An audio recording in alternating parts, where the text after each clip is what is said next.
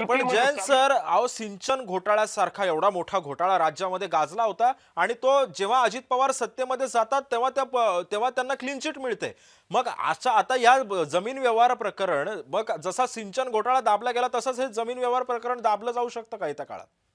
Exactly मला तेच म्हणायचं हं, आहे, की रुलिंग पार्टी असताना एक स्वतः एक अशी सवय लागलेली आहे. म्हणून मी सांगितलं, की काँग्रेसच्या काळात किमान 4 मी नावं घेतली, की ज्यांच्यावर हं, कारवाई झाली. अगदी हं. कलमाडींवर सुद्धा त्यांनाही जेलमध्ये जावं लागलं होतं. बर.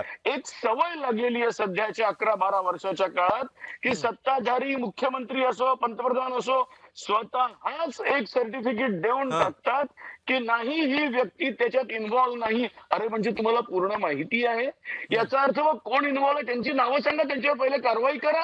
आर हं, you ahead of investigating officer? हं. तुम्ही एका मिनिटात हे बोलता? मला वाटतं त्या साताराच्या त्या डॉक्टरच्या आत्महत्येच्या हं. बाबतीत अशाच प्रकारचं काही विधान हे देवेंद्र फडणवीसांनी केलं होतं, जे फार वादग्रस्त ठरलं, की हो, तुम्हाला हो. तुम्हाला कसं काय माहिती आहे? त्याच्यामुळे ही अशा प्रकारची विधानं करणं सत्ताधारी पक्षांनी गेल्या 12 वर्षात फार वाढलेलं आहे.